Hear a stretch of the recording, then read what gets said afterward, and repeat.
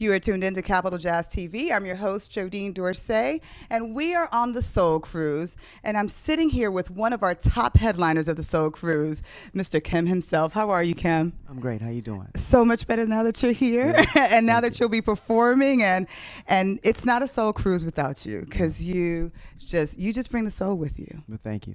And we appreciate that. So this is our first trip to Cuba. Yeah. Have you enjoyed Cuba so far? Have you been enjoying the Soul Cruise at all? I've been enjoying it. This is the most relaxing cruise that I have ever been on. Would you agree? I definitely agree. I can actually get off the ship this time. Yeah. It's been great. Yeah. And as far as Cuba, have you been able to experience Cuba at all? Yes, I have. I got off the boat yesterday and at I don't know if I can say it right. San Fuego. Right. San Fuego. Right? Is that right? Right. Yeah, it was incredible. It was incredible. It was. The culture, the people, it's a beautiful experience. And what I love is the amount of music that's in Cuba, and the amount of music from people that look like us. Yeah, for sure. That we got a chance to experience. Did you see that at all? Yeah, absolutely. I think that they were just as excited to see us as we were, to see them, and to be able to take part in that cultural experience and that cultural exchange was a beautiful thing. Were you inspired at all? Creatively inspired? I'm always inspired. Nice. How can you not be inspired being out on the water? Right. This has truly been like the best cruise experience that I've had throughout my career. You heard him say it, the best right cruise here. experience right here. Right. Love that. And talking about in music, you've been playing since the age of 5? Yeah, I started trying to play piano when I was 4 or 5 years old. Yeah, and I've been in love with that instrument, ever since. Self-taught?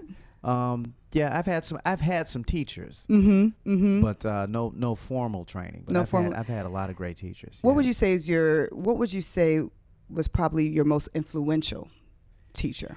My most influential teacher would actually probably be Brian O'Neill, who's in my band. Oh wow! Yeah, one of your bandmates. One of my bandmates. He's probably the greatest keyboardist that I've had the pleasure of knowing and working with. Musically, he's inspired me all of my life.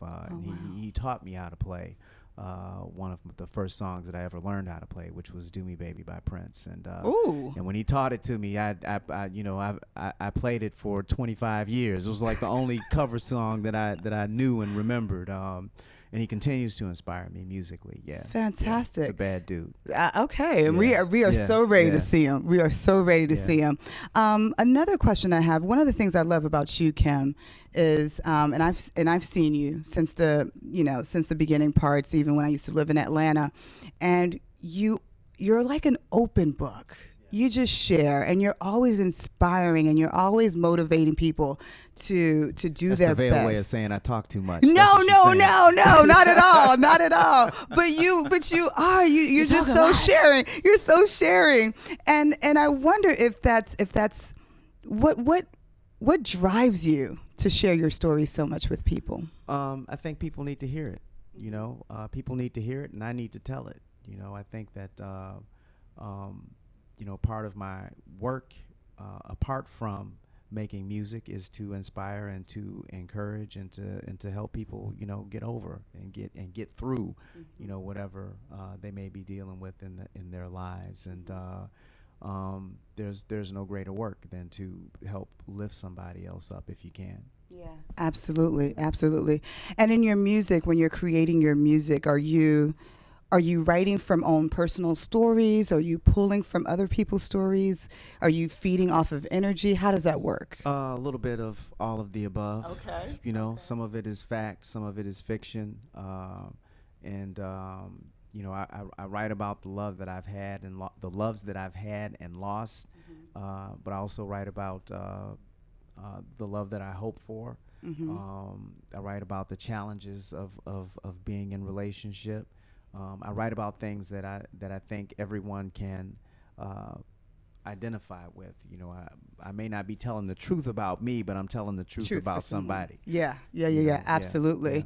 Talking about a lost one, you shared your love for Al Jarreau when he Yes. recently passed away. Yeah. Tell me about your relationship with Al Jarreau. Or Al was always very gracious to Mhm. me, and I fell in love with his work in uh, probably the mid '90s. I want to say. Mhm. First Al Jarreau record that I bought was Heaven and Earth, Mhm. Mhm. and the first song that I fell in love with off of that album was Blue and Green, and it validated what I was trying to do musically, Right. And later on I would have an opportunity to actually share that with him, and I've had several nice moments with Al. We always talked about working together, and one of my greatest musical regrets is that we didn't make that happen.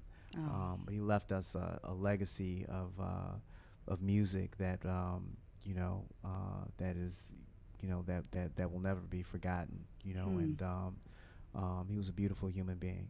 Any words that he shared with you that you don't mind sharing with us? Any words of inspiration? Oh, we.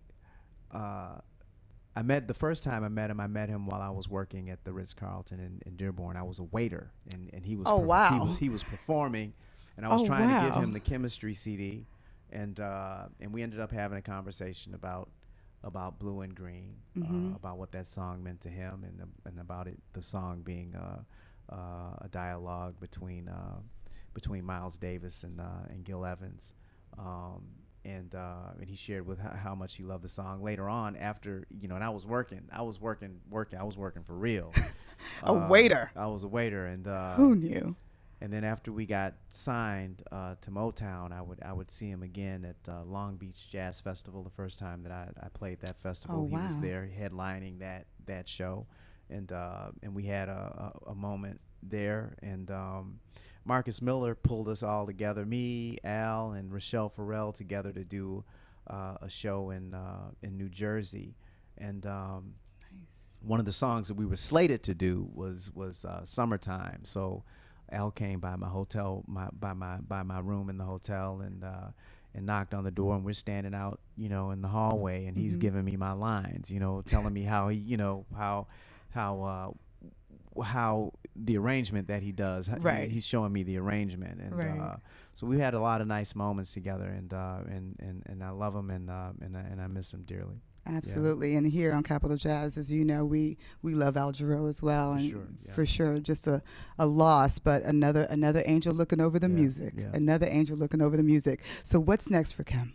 Well, we're working on new music, Mhm. and we're also working on a book, and we're book? telling the Bio? story. Yeah, of Nice. sorts. Yeah, Nice. and really just taking in the moments, and really preparing for what's next. I think that you all will be pleasantly surprised at the things we have planned for the future. I am looking forward to it. Yeah. I know our Super Soul Cruise listeners and Yeah. viewers are looking forward to it as well. And I just got to tell you, Kim, once again, from myself, I think I can speak on behalf of Capital Jazz when I say thank you. Seriously, thank you for believing in yourself and giving us your talent, because we need it and it's healing. So thank you for It's what my you pleasure. do. Thank you, Capital Jazz, for having me. We love you, Capital Jazz. Absolutely, Yeah. absolutely. And that is why he's headlining the Soul Cruise here on Capital Jazz Soul Cruise. So thank you for tuning in. I'm Jodine, this is Kim, and you're tuned into Capital Jazz TV. Yeah.